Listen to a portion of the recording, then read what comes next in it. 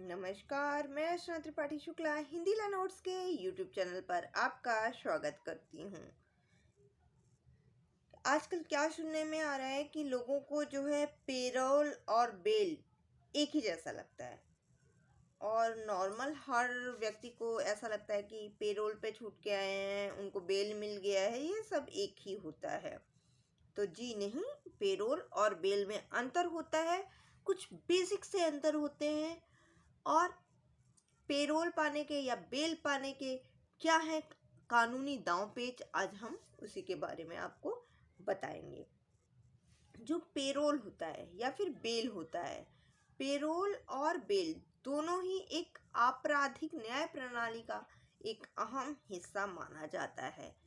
आपने क्या किया होगा, अक्सर इन दोनों शब्दों के बारे में सुना तो काफ़ी होगा, परंतु जब भी कोई व्यक्ति अगर किसी मामले में गिरफ्तार हो जाता है तो फिर हम सोचते हैं कि हम क्या कराना है, उसको पेरोल पे छुड़वाना है या बेल कराना है।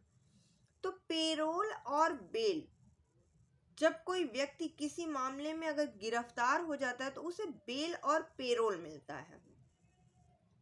ऐसे कई कानून की प्रणाली हैं जिनके बारे में आपको जानना बेहद ही जरूरी होता है, और इसी टाइप से है पेरोल और बेल।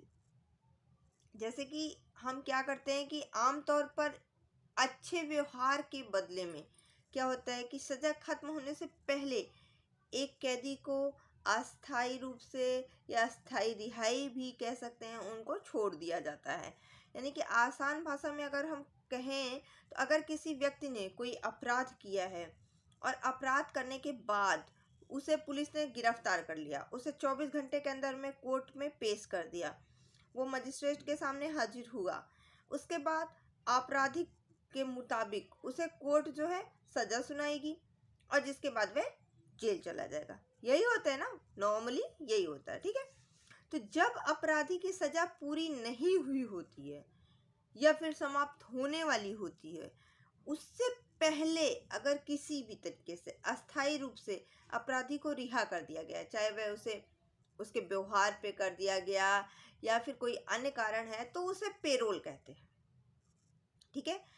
अगर व्यक्ति जेल के भीतर किसी अवैध कामों में पाया जाता है तो फिर इस दशा में उसे पेरोल नहीं मिल सकती है।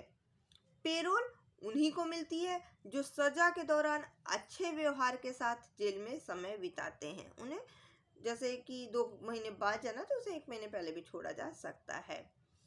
अब ये तो रही पेरोल की बातें कि पेरोल होता क्या है। भारत में जो है पेरोल के लिए आप आवेदन कैसे कर सकते हैं, तो 1894 के जेल अधिनियम और 1990 के कैदी अधिनियम के अनुसार भारत में जो पेरोल है वे एक तरह से पुरस्कार है, यानी कि पुरस्कार को नियंत्रित करते हैं। अलग अलग राज्यों में पेरोल को लेकर के अपना एक अलग अलग नियम है, अलग अलग कानून है, अलग अलग दिशा निर्देश सेट होता है पहले से ही, ठीक है।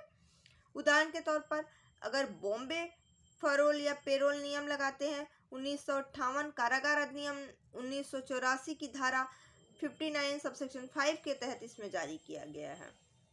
तो ये रही पेरोल की बात कि पेरोल अलग अलग स्टेट में अपना अलग अलग नियम के अनुसार होता है।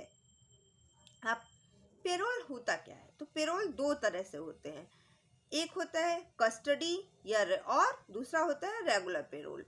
जो राज्य हैं उनके खिलाफ जो अपराधों के दोषी होते हैं या फिर राष्ट्रीय सुरक्षा के लिए खतरा बनने वाले या फिर गैर भारतीय नागरिक और अन्य जो पेरोल के लिए पात्र की श्रेणी में नहीं आते हैं, या फिर बच्चों का बलात्कार करने वाले, हत्या करने वाले, कई हत्या करने वाले, ऐसे लोगों को तब तक राहत दी जाती है जब तक कि जो जारी किया है अधिकारी प्राधिकारी वो कोई अन्यथा में ना ले, तो ऐसे लोगों को पेरोल मिल सकता है, ठीक है।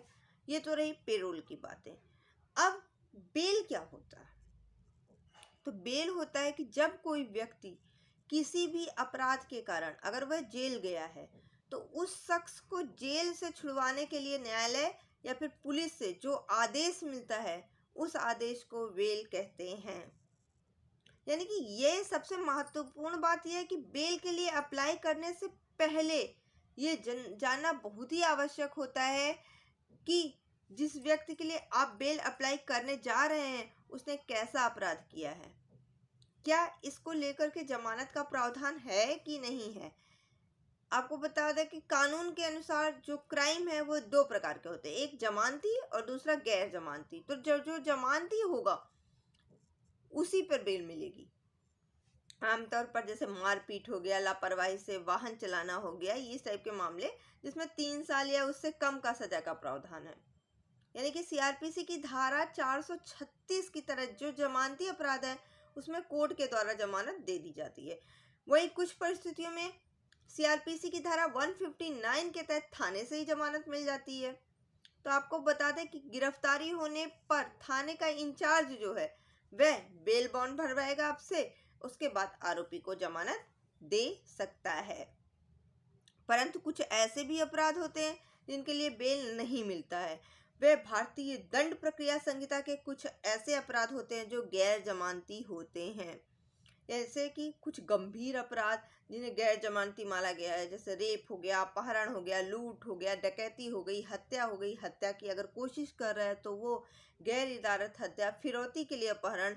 तो ऐसे केसों में खासतौर पर जो फांसी की सजा जिसमें मिलती है या उम्र कैद की सजा जिसमें सुनाई जाती है, तो ऐसे में बेल नहीं मिलती है, यानी कि इन अपराधों के लिए बेल नहीं मिलती है।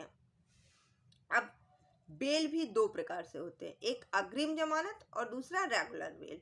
अग्रिम जमानत यानी कि एडवांस, अगर किसी व्यक्ति के बारे में यह है कि वह किसी मामले में गिरफ्तार हो सकता है तो क्या करेगा, वह गिरफ्तारी से बचने के लिए वह पहले ही 438 के तहत जो है वह अग्रिम जमानत की याचिका जो है दायर कर देगा, कोर्ट में दाखिल कर देगा कि भाई हमको अग्रिम जमानत दे दी जाए। अगर कोर्ट जो है अग्रिम जमानत की इजाजत दे देता है तो पहले आदेश तक व्यक्ति को गिरफ्तार नहीं किया जा सकता है। वही रेगुलर बेल में क्या होगा कि वह 439 के तहत रेगुलर बेल का प्रावधान है कि ऐसे में वह जो अपराधी होगा वह ट्रायल कोर्ट में मामला उसमें पेंडिंग चल रहा होता है तो वह आरोपी जो है बेल के लिए अर्जी लगा सकता है। तो ये तो रही बेल की बातें। आज की वीडियो में बस इतना ही। अगर आपको हमारी वीडियो पसंद आए तो प्लीज़ लाइक कीजिएगा, शेयर कीजिएगा, सब्सक्राइब कीजिएगा, बेल आइकन दबाना बिल्कुल मत भूलिएगा, जिससे कि हमारी वीडियो आपको लगातार मिलती रहे। और अगर वीडियो थोड़ी सी भी समझ में आ रही हो, थोड़ा सा भी अच्छा लग रहा हो, कमेंट बॉक्स में जाके कमेंट कीजिएगा, अपने फ्रेंड्स में भी शेयर कीजिएगा, जिससे कि ये वीडियो लगातार दूसरे को भी मिलती रहे। आपका समय बहुत ही इम्पोर्टेंट है, उसके साथ ही साथ दूसरे भी आपसे ज्ञान अर्जित कर सकें। तो इसलिए आप वीडियो को देखिए, अगर वीडियो अच्छी लगे तो दूसरों को भी शेयर कीजिए और खूब सारा कमेंट कीजिए। थैंक यू, धन्यवाद।